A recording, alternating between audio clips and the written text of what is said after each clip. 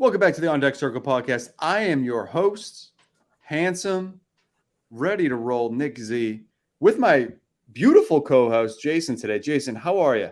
Beautiful. I'll take it.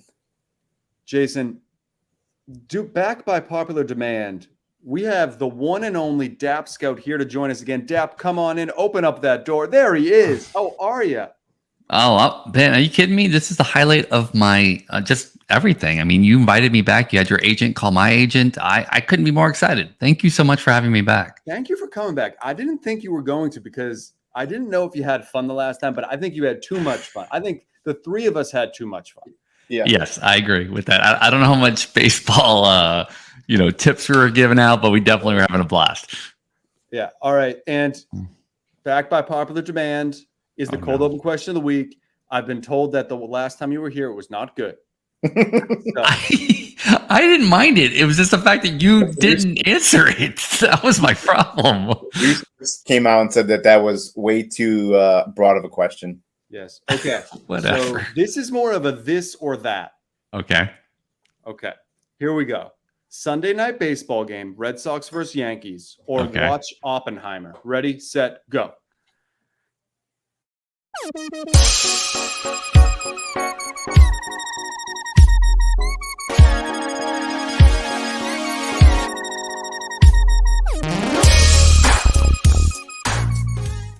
Was this one better?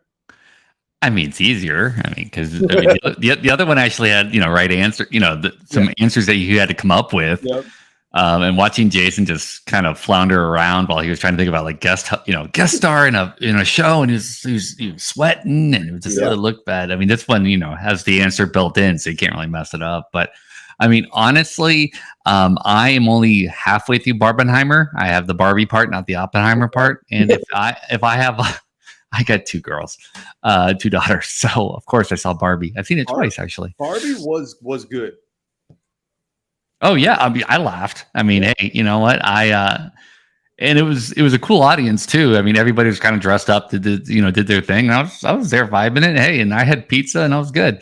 Honestly, look, Red Sox Yankees is fun, but this year it's meh-ish. Now, side note, Casas and Duran finally kicking up, right? Heating up Duran especially. I mean, the guy just seems to hit just everything is a double. Even when he bunts it, it's a double somehow.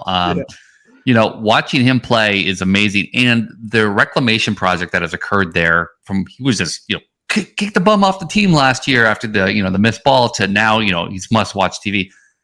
I still want to watch Oppenheimer if I get to see it at the IMAX. If it's just regular theater, I'll watch Red Sox Yankees. But yeah. Jason? Yeah, I mean, the big thing here is they're probably both about the same running time length. Oh, that is the exact reason why. Even with reduced baseball time games, we're still getting 3.5 hour Yankees Red Sox. But I'm going to go with the baseball because I mean we're talking about a buyout pick, right? Like we already know what happens in the movies; it's happening in real life. So I'll just give me the. Florence Pugh looks pretty good in the movie. That's all I'm saying. I did see both. I did the full Barbenheimer in one day. Wow. We did Barbie, then we did lunch. Right. I mean, we did Oppenheimer, then we did lunch, then we did Barbie. It was a wonderful day at the cinema. But loved it. Great movie. Probably won't watch it again. 3 hours to sit down and see. It was pretty intense, but we'll probably watch Barbie again. Okay. Yeah. Well, before we get into the meat and potatoes of this episode, let's get to take care of some business here. If you like this kind of content you're seeing right now and you want to get some more in-depth advice on your individual leagues and questions like that, you can become a member at fantasysixpack.net. You get access to our Discord channel where you can interact with the likes of me, JP, other F6P analysts. Not only for baseball, we have a lot of football content on there as well. I know football season's right around the corner here, so sign up to become a member at fantasysixpack.net. And I think, if you were here last week, you saw we are on board with the Immaculate Grid. We're going to start off every episode by doing Immaculate Grid. The three of us now, I think last week we did it like in 5 minutes, 6 minutes. Yeah. I think this week we could probably go for like 3 minutes. So are we going for rare though? Like I feel like we need to like see that's the thing, right? Like I want to go for finishing it and be rare about it. So Yeah, right. you know, I'm gonna start it now. We're at the 5:15 mark. Let's go. all right. You guys, if you know when, call it out. I'll kind of like this. Sit back and listen to you. All right. I'm sorry. I just had to go full screen here. There we go. All right. I mean, an easiest one is Adolis Garcia. You could do, Josh Hamilton. Josh Hamilton might be a good one. Yeah. I feel like it's probably gonna be pretty. Now, if you pick somebody, can you undo it if it's been too picked? Or? No. Oh, okay. Well, let's write that down. What's the pick there for? 31%. Yeah, I had a feeling he'd be kind of high. Yeah. What's the next one you got? Did Rafael Palmeiro play for the Marlins or no? Did I make that? Yes, up? he did. So wait, but hold on. Jeff Conine, that's one. I remember him. I think that might be more rare. Who, Conine or Palmeiro? Yeah, I think Conine. Okay. Because I remember 3%. What? Well, Palmeiro can go in the middle too. Oh, okay. Because he played for the Rangers, right? Yeah. Yeah. We're not going rare, which is fine with me. No, he did not play for one of those teams. We're already done. Immaculate Grid. Okay, so we lost? Yeah. Well, not really. We can't get all 9. Oh, well, damn you. Okay, so Marlins and Pirates, there's 3 I know, right? There's AJ Burnett, Derek Lee, and Bobby Bonilla. Derek Lee's a Johnny good Cueto too, but he might be pretty popular. Yeah. So Bobby Bonilla, Derek Lee, and AJ Burnett. I kind of remember AJ Burnett might be kind of popular too. Okay, we'll go with it.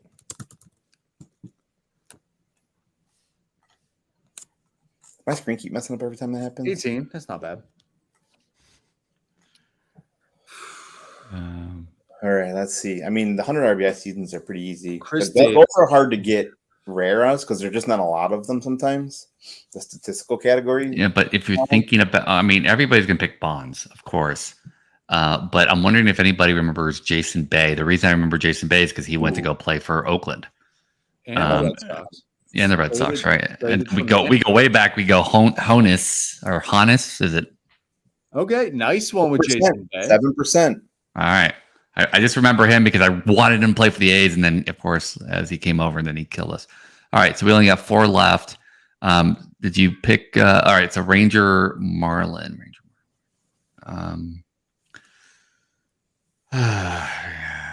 Okay. So that's going to be Dumpster Fire. Ryan Dempster. And there's also Double D's. What's his name? Derek. Good one. 2%. 2%. Okay. So who's the guy? I'm trying to think of the Oriole outfielder. He led the league in home runs in the late 90s or 2000s. Scherzer, BJ, that guy, BJ. For the Orioles. I'm trying to think of his name. Okay. I'm sorry. You're doing the 100 RBI season. Hold on. You're thinking. It was Chris Davis, Tejada, because he went from there from the A's. Those are probably too popular. There was a guy and then all he did was hit home runs. What is oh god, that's Surhoff. Might be a good one there. I don't know how rare it would. Jonathan Scope. He had a couple good years.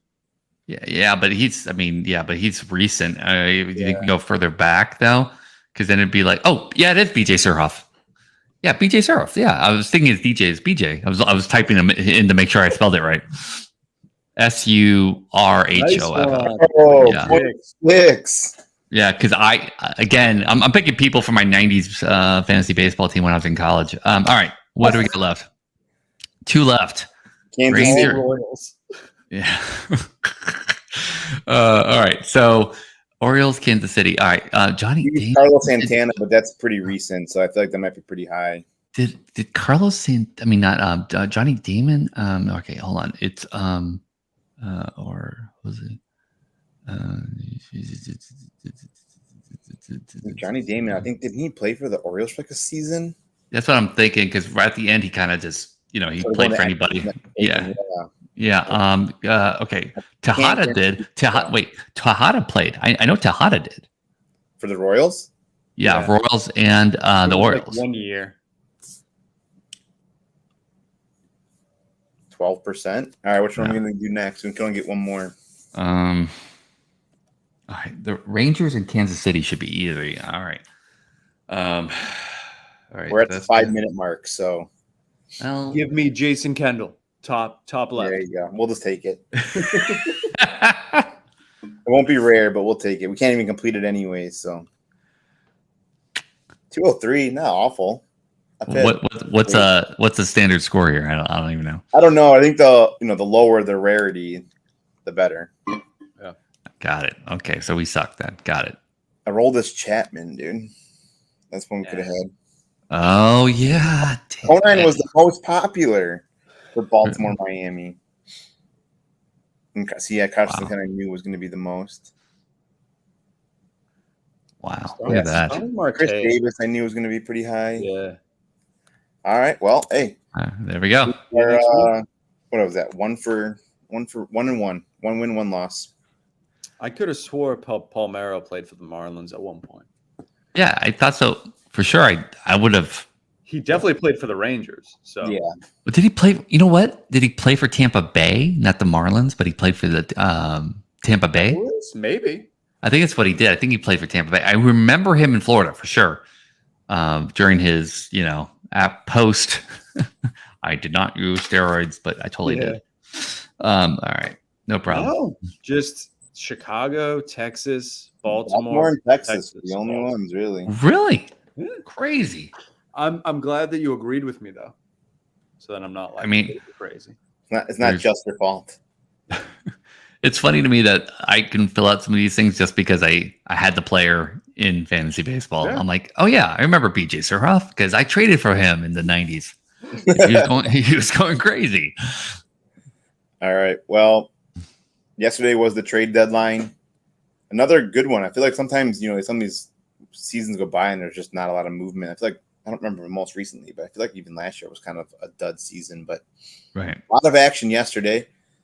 A lot of fantasy implications as well. I think some of the biggest ones we'll talk about here, and then we'll also get into some winners and losers here. The first one, obviously, probably the biggest name being traded is Justin Verlander going back to Houston, which is so weird because I feel like I saw a lot of teams trade back trade to get players back that they at least once had. As recently as just last year, in this instance, where Verlander was just on Houston. Houston didn't want to pay him the money.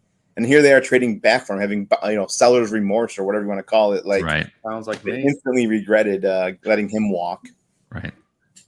But, I have some numbers here. When you look at his time in Houston, which everyone kind of thinks about, his time with Detroit, but the 4 seasons he had in Houston, he made, I don't know how many starts exactly. 97 starts, the 2.33 ERA. 0.84 whip and almost 11 and a half strikeouts per 9. And this guy was even just early as last year, a 1.75 ERA with Houston. So clearly he must like pitching in Houston and like pitching for that team. I guess when you're around winners, you kind of just, you kind of feed off of that. But I think this is a huge improvement for Houston. They're obviously battling Texas for the AL West. So what do you guys think? He's gonna love the run support. That's for sure. Yeah. I mean, sorry, I didn't mean to cut you off there. Go ahead, because I want to hear what Nick has to say. I mean, they threw a no-hitter. They're 1-0 since they got him, and they throw a no-hitter. The impact of Justin Verlander. Yeah. From what I understand, though, it was his wife. When she showed up, it really helped everybody focus, and so that's really where the no-hitter came from. I mean, that's possible too. But no, I do find it funny that we did see a lot of the trades yesterday that were just like, all right, I'm going to bring this guy back that I know, like even like the Kike Hernandez one, which is not something that we're really going to talk about. But like you're just getting a known asset back, being like, okay, this is like safe. I know, like, we know your personality. We do have to give up, which I think we're going to talk about. This deal was very much a win-win, because the prospects that the Astros gave up were their two only like real prospects, like guys that I felt, and I know that you guys felt, could be impact players at the major league level, with Gilbert and your guy, what's his name again? Clifford. Ryan Clifford. I have Ryan Clifford substantially higher, like, 20, 30, spots higher than Gilbert. And the fact that he's kind of an also named on this, I mean, I know he's in high A, but I mean, he's an elite power prospect. If, Clifford's available, now that he has even a better kind of path to playing time, because he was blocked by about 100 people in the outfield, now that he has that, I see that. But here's the thing, right? I mean, I get the whole, it's kind of funny, they had Verlander, then they got Verlander back. For somebody, we're talking about billionaire owners, right? So money is not really an option. Fine. He's getting 50 million or something picked up off of his salary. Great. But is it really worth Ryan Clifford and Drew Gilbert? I mean, looking back on it cost-wise, right? If they would have signed him in the offseason and gotten close to the Mets, salary, keeping Verlander for that and keeping those two prospects, I think would have been a better deal. That's a pretty steep price to pay. And I know everybody's so excited, like, it's so funny that, the Astros got Verlander back. But man, Clifford and Gilbert, I mean, it's the right price for, Verlander. Don't get me wrong. I don't think they overpaid at all. But if they could have just paid money versus talent, I would have much rather paid the money. 1,000%. And I think the GM would probably say the same thing. But sometimes you just got to fix your own mistakes, which is what I think. I mean, Steve Cohen just went out and literally just bought himself a farm system yesterday. It was just like, I don't have any prospects. I'm just going to go ahead and just pay all these guys their salaries. I just get a ton of. That was kind of cool though. Like, that's something that I don't like. We haven't seen that unless it's something that I've missed. But like, literally just throwing money at a problem, and it being the problem being prospects, just being like, I'll pay this guy 90% of it, but you need to give me a better prospect back. I loved it. I don't know what it's like, because I'm an Oakland A's fan. So the idea of owners caring and picking up money is weird to me. But that's awesome. And I'm kind of mad. Just again, Oakland A's fan, but you're right. I think it's great. I think they should absolutely do it. I can't imagine that. I think it's like 70 million, I think was the last number. 80 million, something ridiculous. I mean, just the Verlander deal alone, he gave, I think, like 54 million. He's paying up 54 million for just the Verlander contract. So he basically bought Drew Gilbert and Clifford for $54 million to have him in the system. Well, and then you also have Luis Angel Acuna, right? And he ate $35 million for Scherzer. Yep. I mean, wow. Yeah, no, it's a bold move. Clifford too, and Drew Gilbert alone, I feel like for fantasy purposes, he's probably borderline. I think Eric Cross even said yesterday he's borderline top 25 prospect right now for fantasy purposes. Yeah, guy was a stud at Tennessee. He's already been killing it this year, both high A and double A. He's up to double-digit steals and home runs right now. Got a great slash line, great hit first with a little bit of power in that bat. Got some speed as well. I mean, this is like we talk about Clifford with no really speed bumps in the way or log jams. I mean, there's a real Gilbert could be on this roster next year for sure. Yeah, sure. Definitely. I mean, I just hope the Mets put up Clifford into double A just to see what he can do. I mean, he's just. It seems like he's doing the Duran, right? Homers or something exciting every day. So I'm definitely a big fan of Clifford. Yeah, don't get me wrong, Gilbert's great. Clifford's my boy. I know we kind of alluded to it already, but another big deal too was the Max Scherzer going to the Texas Rangers, which is so funny too because those are both the two teams that are fighting for the AL West, right? So the was like, here you go. I'll just trade them each to one of these guys. You guys can deal with whatever you want. I'm going to give you my guys. I'll pay for them. You give me your prospects. You guys can duke it out for the AL West. I don't care. That's literally what he did. He just traded two top stud pitchers to the competing teams, which is actually really funny. I feel it's a lot like those old like timey duels where you see the guy open the case and there's guns for each participant, and it felt very much like that. Like, here you go, here's your gun. Oh, wait a minute, here's your gun as well. And so I was like, all right, I respect that. Again, you got really good prospect back. We kind of talked about it, Luis Angel. I'm not opposed to trading 35-plus-year-old pitchers because Scherzer's already showing you, right? You can get hurt and all that stuff. So I'm totally fine with what happened here.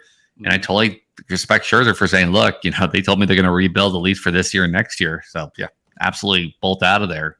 I don't like the trade as much for Scherzer just because I live in Texas and it's stupid hot. So, playing in Arlington versus playing in Houston. I mean, you can at least tell Houston, like, hey, close that dome.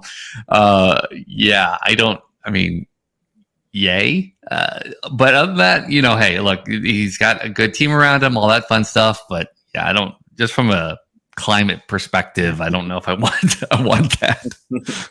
Yeah, I mean, I think according to StatCast, Park Factor, I'm pretty sure Globe Life Field is like a top 5 or even top 10 at least for for pitching or for hitting home runs, stuff like that. So he's going from I don't know what Citi Field is, but Globe Life is definitely a lot more hitter friendly than Citi Field is. So that's also, and Scherzer's been having a little bit of a down year right now. He's hovering around a 4 ERA, which I think would be a career high. I don't know for sure, but that's kind of shows you what based off the prospects that got in return, right? I mean, obviously right. Houston gave up way more to get Verlander than Texas did for Scherzer.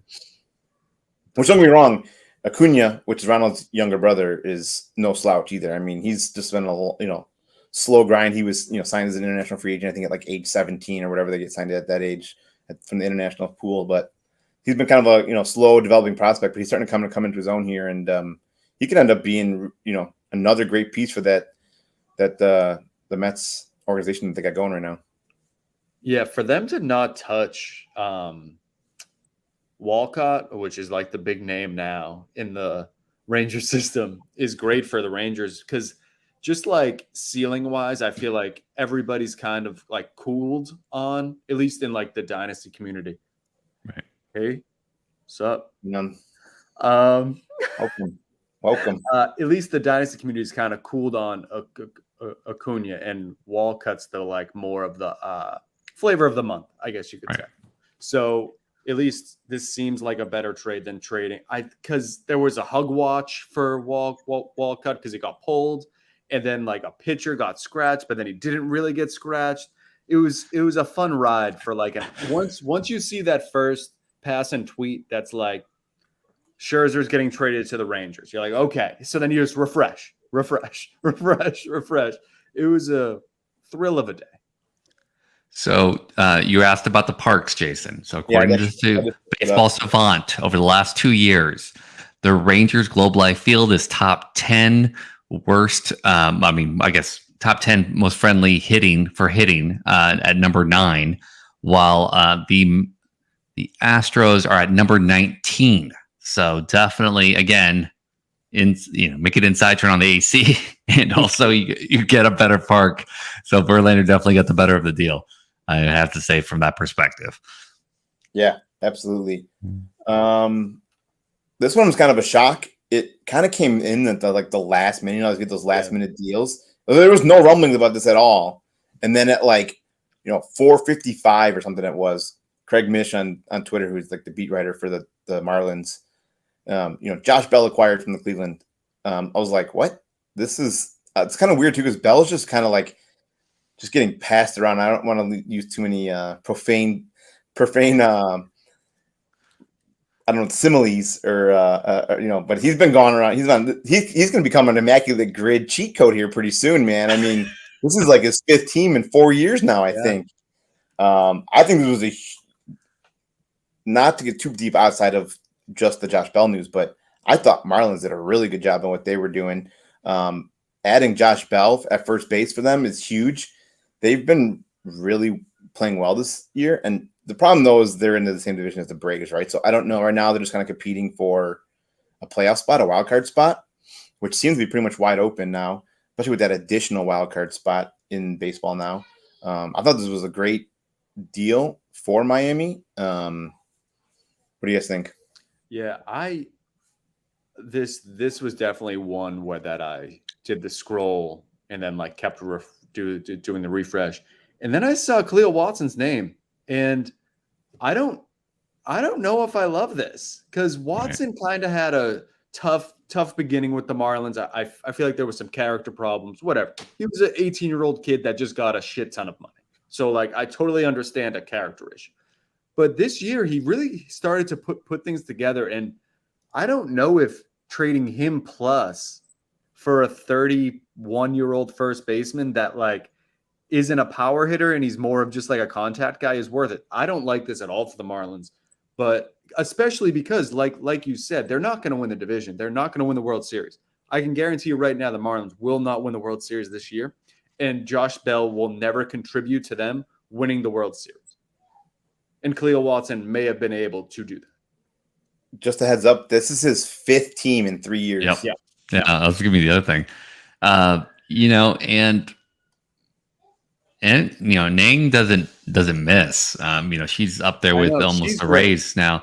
So that kind of, I felt the same way when I saw Watson's name. I was like, oh wow, that's a steep price. But then I'm like, why would they trade him? Even though he's been out since the beginning of July, like you said, he looked like he was kind of on a path to it was like a redemption tour. He kind of picked it back up this year, and then he got hurt. And I was, kind of enjoying seeing his extra velocities kind of increase and those types of things. But with him getting traded again, you got to start thinking this is more of a real issue versus just kind of like because I mean, like you said, 5 teams, that's concerning. Now, we've seen a lot of different people, redeem themselves at all different ways. And so, he's still super young at 20 years old. So that's not the end of the world. Now, Josh Bell, look, career 9 WAR, the guy can hit. I get it. I'm kind of confused by it all in the sense of the thought of where it fits in. If it's just one of those, like, we need a veteran kind of bat in the lineup and to kind of, key it all in. I don't hate it from that perspective. He's a great player and he's, but the home run totals have definitely gone down over the last couple of years. We went from some plate, over 20 plus home runs to, then we got 31, and then it was like, meh. So I don't know what we're gonna, I don't know what we're getting here. The high OPP guy, average has always been, yeah, man. I'm kind of just whatever about the trade, just in the sense of impact, right? Mm-hmm. Yeah, I mean, he's definitely been having a down year, like a lot of the Cleveland Guardians hitters. They've just been super underwhelming this year. He's only batting .233, even his OBP's at .318, slugging .383 halfway through the season. For a guy that was supposed to be like, had some decent power in his bat. I mean, he's had a 27 home run season. So, I mean, it's not like he doesn't have any power, but he has just struggled. And I don't probably because he's been on 5 teams in 3 years. The guy can't even find a home. He's just renting out apartments everywhere he goes. But yeah, I think I agree with Nick. It was a pretty steep price to pay for a guy that's, it's slugging .383 and you're probably hoping to win a wild card spot. Exactly. However, Watson has not been doing very well either. I mean, he still has not made it past high A. Still only 20, so it's not like it's that far off, but it's just been stuck in a complex league for the last 3 years. I just think it's worth waiting. Like, Josh Bell isn't good he's not the enough reason to maybe like lose someone that's like an everyday shortstop. Like it just doesn't seem the risk doesn't. I agree. I don't fault Miami acquiring Josh Bell because we've seen the upside that he has, but the price that they paid compared to some of these other, just going back. Obviously pitching's way more better, and it's more in demand at the trade deadline. But look what the Mets got back compared to what Miami got for. And don't get me wrong, Verlander and Scherzer are perennial all-stars versus Josh Bell talking .383. But still, I feel like Miami definitely, to Nick's point, gave up quite a bit here for a middling first baseman. Middling, love it. I want you to say that to his face. No, I'm kidding. All right, who's our next trade pickup? This one's a little bit interesting too because you brought this up here from the pregame fist fight. Kyle Manzardo, Rays basically top prospect. This always sets off our dynasty baseball alarms because when Tampa Bay trades away a player, right, they've just gone to failure everywhere they go. I mean, you can look up and down the lists. Look at something as simple as like Matt Libator. What happened to that? I mean, the guy can't even maintain on the major league roster. It seems like their talent,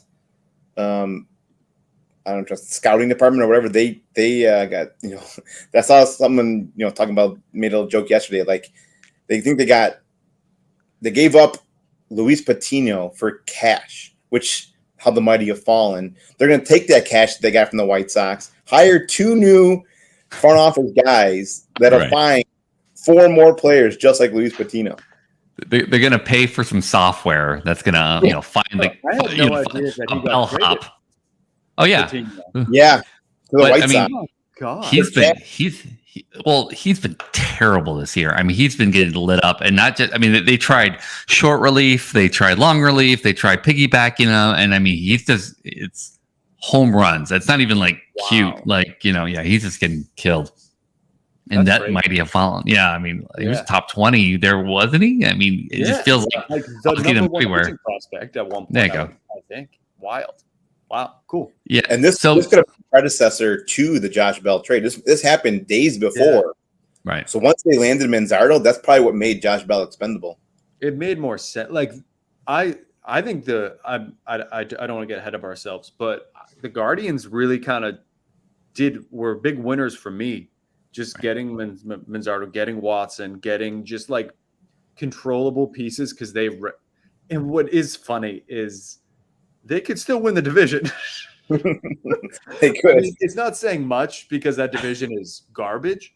Yeah. But like to be able to, and this is going to lead into me talking about the Red Sox. I just wanted someone to commit to something. And the Guardians committed to rebuild, not rebuilding, but just like a small like retool. They still have stars on their team, but they're still adding youth to continue to grow. And that I love just what the Guardians did all the last week, I guess. Yeah, I mean, look, Manzardo was everything to me. I search for him on Twitter constantly. I love all the different nicknames that he has. I love watching just his absolute violence. The thing is, and again, if you just look at his stats, you're missing out on something really important there is that, people have been kind of down on him the last month, 2 months. And, they don't realize that his mom's been dealing with some pretty serious medical issues. And that should affect, I mean, we're all human at the end of the day, right? Look, we do stats, but that affects you. And so with Manzardo's, downturn in his stats, people forget that. Kind of like, what happened with Hader last year as well, right? His newborn was having some his wife was having complications with the pregnancy, and kind of really correlated with his stat decline that occurred. And now that the baby's healthy and all that, we're seeing a resurgence with Hader. Manzardo's too darn good. I really hope there isn't something that I'm not seeing. Like it's one of those like I'm buying a used car. What don't I know about? Like you said, Tampa Bay says, "Hey, we're going to trade this guy." Oh God. But he's so darn good. And I just think it had to happen at some point. Tampa Bay has, I think, 97 infield prospects. And at some point, they had to trade somebody, just like the Orioles that are going to have to at some point. Unless we come up with a way to play 12-man infields, there's just no way to do it. Manzardo's defense isn't the best, that I definitely have heard over and over again, but I don't really care about that as long as he's playing and he's got the DH. And like you said, Josh Bell is gone. I think they're going to be able to bring him up the way they can. And Cleveland's shown that they need that power first baseman. And they I feel like they've been looking for him ever since, they had, what was his name? There you go. Tommy. All right. I pictured everything about him. I just went blank. White guy. Yeah. Yeah. I was like, big white dude. What's his name? Tommy. Yeah. So I don't know. I when I first heard it, all my fantasy teams were excited because I was like, yay, I see a path to playing time. But then the other side was like, oh God, Tampa Bay sold somebody. Oh no. So, I don't know. I'm cautiously optimistic. I'm gonna keep this in my head, saying that with Savali being under team control for a while, they had to kind of pony up a little bit of just some sort of not overpay, but something of value to get Savali. So that's what I'm gonna go with, and I keep telling myself there's nothing wrong with Manzardo. Right. The rate he said they had a log jam. They had to pay up for the team control of Savali, so they gave up Manzardo. It wasn't because of anything wrong with them. He's not going to go there in a tank. But I think there's a good shot that he's on this team end of the year here. Just a note to our viewers, if you want to see, I interviewed Aaron's brother Nick in the preseason. He's a physical, not a physical therapist, physical therapist. Yeah. What am I can't think today. He's a physical therapist. He's phenomenal, and he spent about an hour with me just talking about injuries and different questions we might have. So he obviously thinks he's the more talented of the two. But anyways, you should definitely check out that interview. It's on our Fantasy Six Pack YouTube channel as well. Yeah, good call out. All right, so now I think we're just going to open it up here. I'm going to go around the table here and see who's some of your winners, who's some of your losers. I got a couple losers. Well, let's start it up, man. I think I'll start off first. Orioles, right? They have all this surplus of prospects. Mm-hmm. They needed pitching. They were supposedly going to make a deal for Cease, which they should have made the deal for Cease. Instead, they fall back and get Jack Flaherty, which is just baffling to me. Kind of how we just talked about with Tampa Bay, where they just have all these prospects that are just kind of log jammed right now. You're in as of just last week, I can't remember now, but they were the number one team in baseball. They're in the number one team in AL for sure. They're leading the AL East. And now other teams like Texas and Houston add pitching. When it comes down to October, pitching is king. You need pitching. You're not going to be able to go to the playoffs with Kyle Gibson and Dean Kremer and whoever else they're running, like Kyle Bradish, against Framber Valdez and Justin Verlander when Houston comes to town. Yeah. So I thought Orioles did a really bad job of I don't know what the talks were with the White Sox. I know it was a bit of a seller's market, so I think maybe White Sox probably wanted all three of like Norby and Kobe Mayo and a bunch of other guys. But I don't know what those talks were. But I thought the Orioles did a poor job of transitioning from Dylan Cease to Jack Flaherty. Yeah, I was really surprised that the Cubs kept some of the players that they did. I thought Stroman was gone for sure. Then it's interesting that literally an hour ago, Stroman was just placed on the IL with a hip injury. So maybe that was the reason why nobody picked him up. But I thought that was going to be one of their biggest kind of easy trade movements there, because I personally think he's kind of playing over his head this year. And I've tried to trade him wherever I could because I thought his stock was going up. I go with you with the Orioles. Absolutely. I think it's one of those situations where, they have so much young talent, but at the same time, I almost feel like whatever trade you make is going to be the guy that bites you in the butt. It's kind of the opposite of the Rays, right? Because like you said, Norby, right, was somebody who is kind of well known, at least among, deep prospect circles. And he's just exploded in just the last year. Mayo is another one. And again, going with the ones that aren't the ones that everybody knows right away. And it's like, well, who do we trade? And, how much can we lose? I mean, it's just one of those, I think it's one of those things where they just almost got stuck with kind of rethinking themselves. But but at the same time, they're good. I mean, and at the same time, maybe they're like, hey, we don't need to trade anybody because we can just call somebody up. Is Means coming back this year? Yeah. Means is on his way back from everything I've seen. He was good. He's all right. He's decent. The other one too, I didn't think I thought the Royals were going to trade Salvador Perez. I thought now is definitely the time. Catchers, especially after they get past 30, seem like they're just one pitch away from getting hurt and then out for a while. Would I want to as a Royals player? No, of course not. He's a leader in the clubhouse. He's an amazing catcher. He knows my pitching staff, etc. But from a perspective of organizational dynasty talent, you couldn't.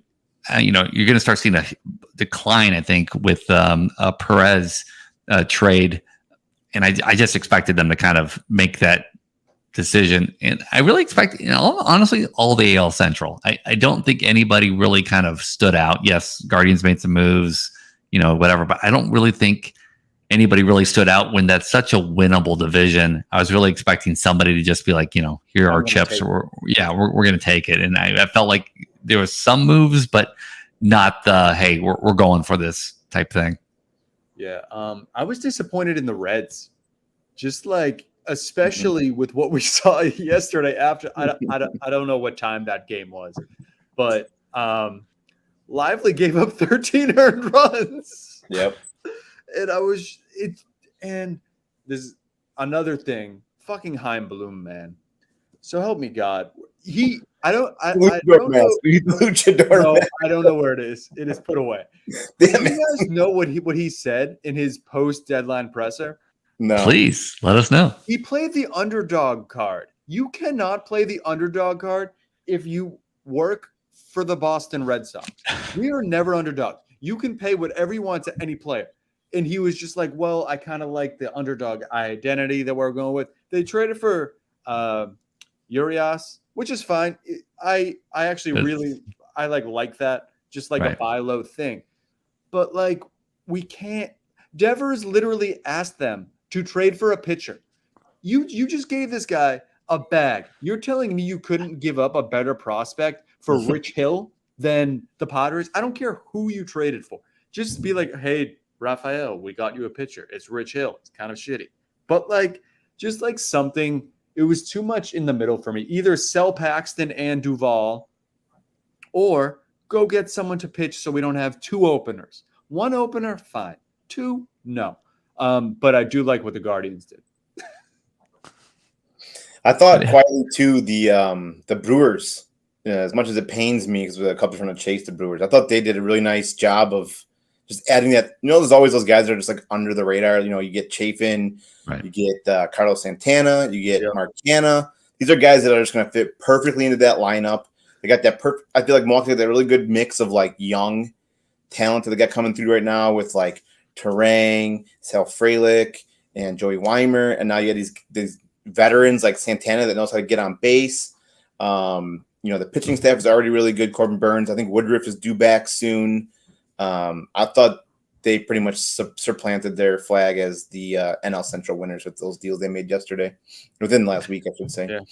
The one extra one here, because it's just an organization I respect, is the Cardinals. Just in the sense that I thought they could have gotten more for Jack Flaherty.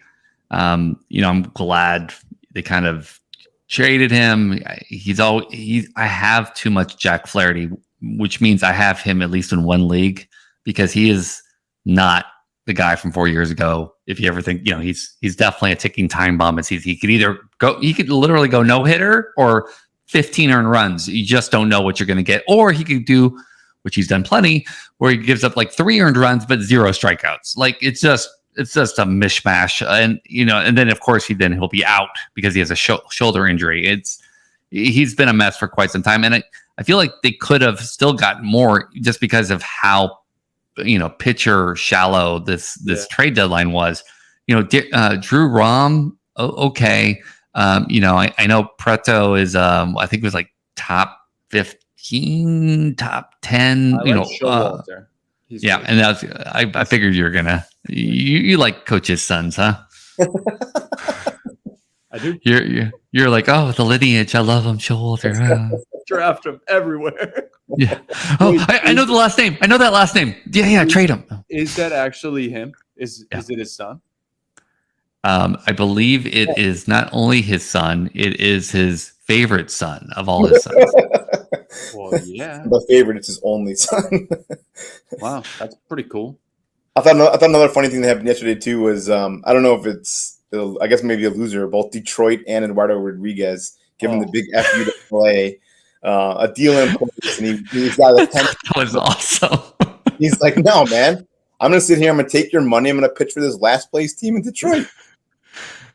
Why not? I mean, look. I mean, you're playing in the place. Look, low pressure. I'm getting my checks. Yeah. You don't tell me what to do. Like honestly, I don't hate it. Right now, if I'm a Tigers fan, obviously, yeah, you're a jerk. But at the same time, from a player's perspective, where they don't have a lot of power sometimes of what they do, and look, you were dumb enough to give him a no trade clause, and he got it. And why have it if you can't exercise it? And he's like, I don't want to go there. You got to move cross country. Got to not take your kids out of school, but like. Yeah, well, I mean, he might. I mean, I don't know if he has kids. No, or the summer DAP scout. Come on, it's August. Yeah, but maybe he's got some like high end like private school, and he likes the teacher. I don't know, man. At the same time, forget the kids, forget the wife, forget moving for a second. He nobody's gonna know what he does because nobody's gonna really follow his stuff other than Tigers fans, and they're gonna be like, cool. If he had other than if you own him in fantasy, great. But other than that. He's not going to make any headline anywhere. Like, oh no, he gave up 5 runs. He's okay. Versus playoff. Oh. He prefers to pitch in front of 500 people instead of 50,000. Yeah, in front of Dave. Yeah, so basically he vetoed the trade, and then he turned around and said, "Look, can you trade me to Oakland? I want someplace with less audience, please." That was a really funny one, but I don't know. I think that'll do it here on our winners and losers segment, and just our whole trade deadline recap here for the On Deck Circle. I don't know. Well, I guess hold on, Jason. Before you do this, let me ask you just a couple of questions. After the trades, okay. Do you have a different favorite now? Has any favorite changed in any division or any not conference, but league? I feel like the biggest. Well, yeah. I mean, I feel like a few things. I feel like the Brewers, like I said, like they kind of went out and basically took the NL Central. I feel like I would like to say Texas has a good chance now, but Houston goes out and gets Verlander. So now I think that's going to be just come down to the last week of the season at this point, especially with Framber Valdez pitching the way he's been pitching. Yeah. Okay. Yeah, I don't know. There was a lot of the guys that were like atop of the.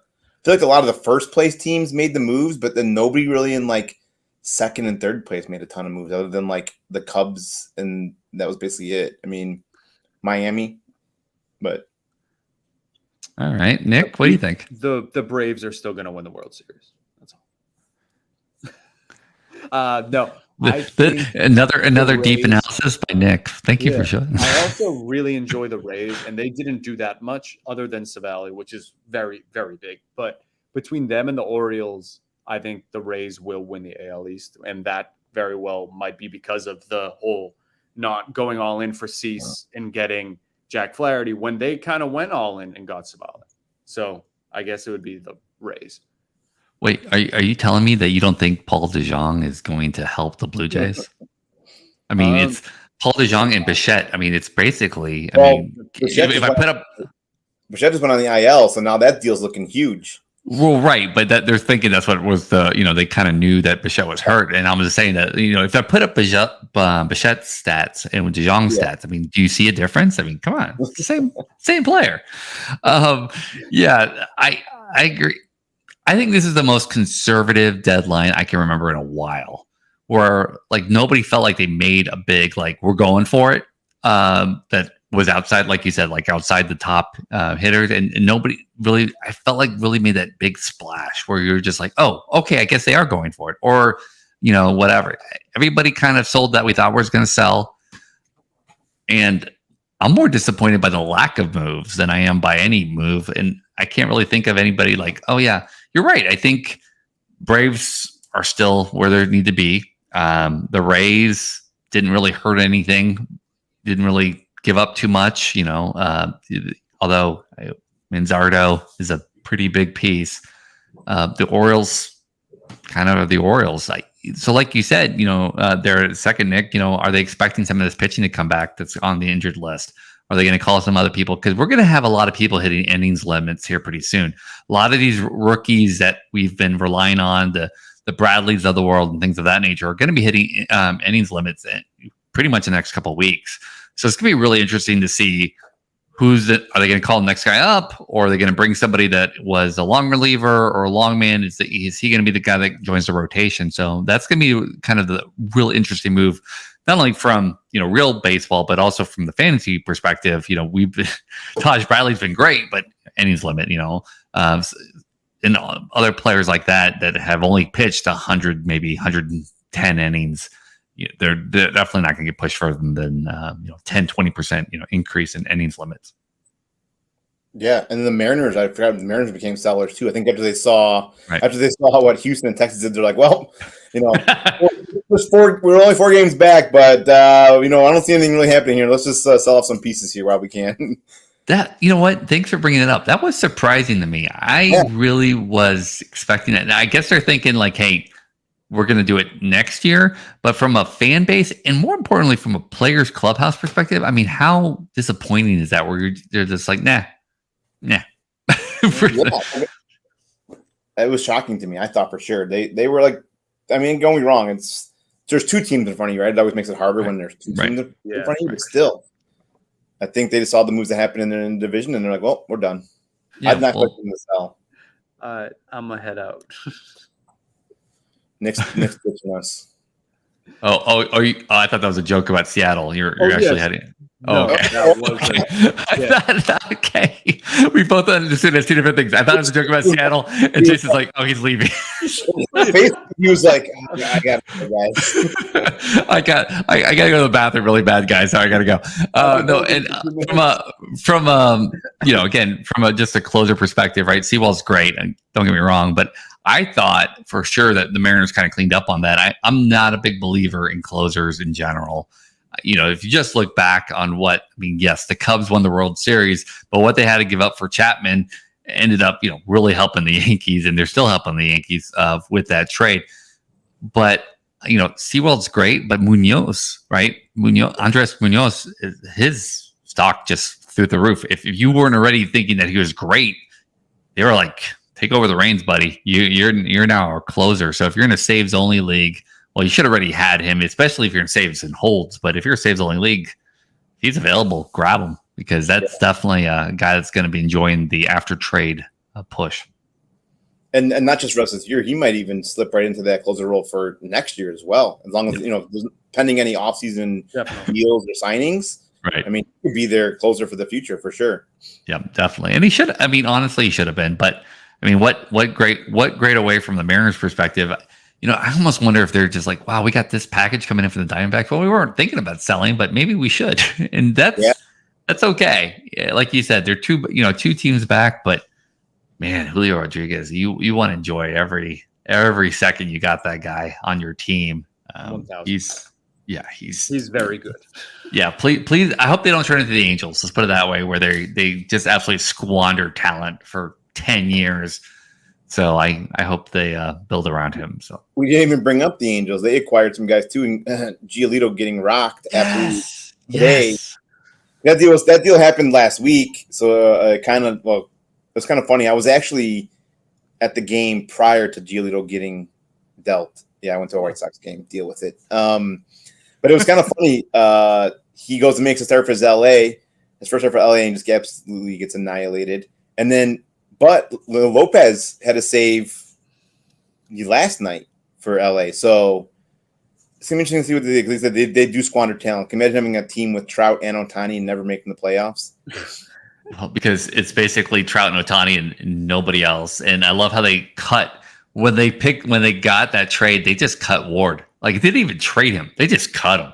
And I remember he was he was considered the next big hitting prospect, and they just like, nah.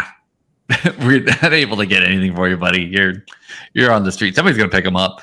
I hope the Rays pick him up. Maybe that's why they traded Manzardo. The Rays were like, yeah, we're gonna get him. And we know the one thing. The issue was he's actually left-handed. He's been hitting right this whole time. We figured out he's left-handed. And we're gonna change that about him. But yeah, God, the Angels screwed up every possible way this entire situation. Yeah. You ask Ohtani in the offseason, is there any way we can sign you long term? And he goes, no. You trade him in the offseason. That's when his stock was the highest. You could have gotten probably 15. You could have gotten the top 15 prospects from any team for Ohtani. And then you play, let's try to give him $500, $600 million, per year, whatever, something ridiculous. The guy's worth something ridiculous, like $40, $50 million a year. He's probably going to get 50 mil. Yeah. You play that game, but not going for it in the offseason was dumb. And then not at least getting something in return for him, he's going to walk. Oh, yeah. There's no doubt about it. And nothing you're doing is going to change that. What are you thinking? That is just stupid. And I get it. They're like, oh, we're going to try to do. But they've literally crippled their franchise. If they sign them, okay, let's say they sign up for $500 million next, on the offseason. They have nothing behind it. They just destroyed, the prospects, right? The top two prospects they have, which weren't great to begin with, but yeah, fine. I'm not even gonna try to butcher his name. Quero. Is that what his name? Anyways, the catcher that they sent, right? He was great. He's not spectacular by any means in the sense of top tier prospects, but he's pretty good. Any semblance of talent that they had in an already shallow system is gone. And all your bets are we hope that Ohtani's happy with what we've done and we hope they get him back. No, man, he's gone. He's going to be like, oh, you guys win games over here? All the people that you hate are going to be picked. Yankees are going to go after him. Red Sox are going to go after him, Braves. And they're going to go. He's gone. He is gone. And you got nothing to show for it. Other than some t-shirt sales. Yeah, t-shirt sales. Which is probably a lot, honestly. Don't get me wrong. And I don't know.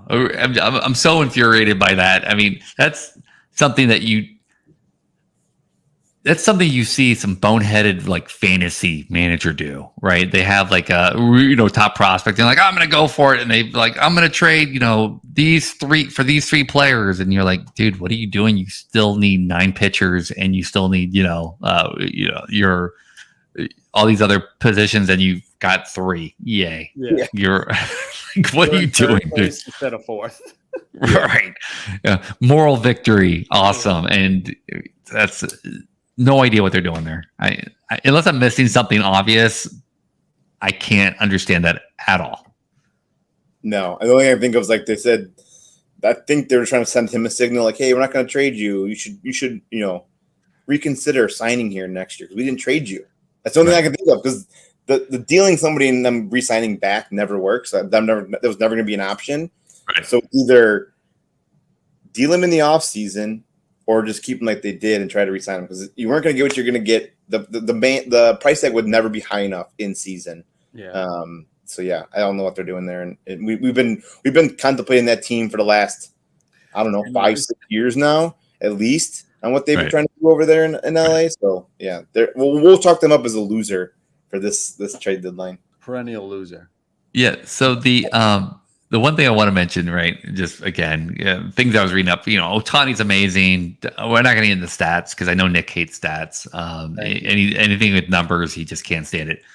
The one thing I went down a rabbit hole with Ohtani stuff, and I found out more about, and I'm going to butcher the name. I apologize now, but Mizuhara, his translator, that guy is amazing to me because he lives with Ohtani, basically. He's next to him all the time. It's 24/7 Ohtani. He's getting paid a couple $100,000 probably. I don't know what his salary is. Don't care. But the fact that this guy's entire life is Ohtani is mesmerizing to me. I mean, wakes up, sleeps is Ohtani. Because Ohtani needs, obviously, the interpreter right there at all times. Yeah. How do you make that decision where you're just like, you know what? My life's on hold. I want to make sure this guy's life's the best it can be. And I am going to just pray at the altar of Ohtani. That it's just amazing to me. I mean, it's akin to joining the army where you're just like, okay, this is my life now. And I just think that's incredible that this guy is doing that. So hats off to him. I'm just interested to know where he's going to be. I'm sure he's, whoever signs Ohtani gets Mizuhara too. So that's pretty impressive stuff. Yeah. So Ippy Muzahara. So definitely Shout out read him. about him. Yeah. Shout out. You're about to be even richer. All right, guys. I think that'll wrap it up for this episode. I had a ton of fun. JP, thanks for coming back on. It's always you can fun. come on whenever you want, Dabsco. As long as they don't break, as long as they don't talk stats, Nick. Is that what this was the perfect amount of stats for me. And I actually brought some stuff to the table today too. I had some good takes. Did you bring a notebook? No. Oh. I didn't even have a fake notebook to grab in arm's reach. I have a card. I had paper, but it has chocolate sauce, mini M&Ms, and vanilla because I'm making sundaes with my kids. So I was writing down what ingredients do I need. So yeah, definitely. Thanks, guys. I'll come back anytime you want me. Pleasure. Oh, Courtney, we'll have you back on. We'll figure something out. Cool. All right, guys. Talk to you later. Bye.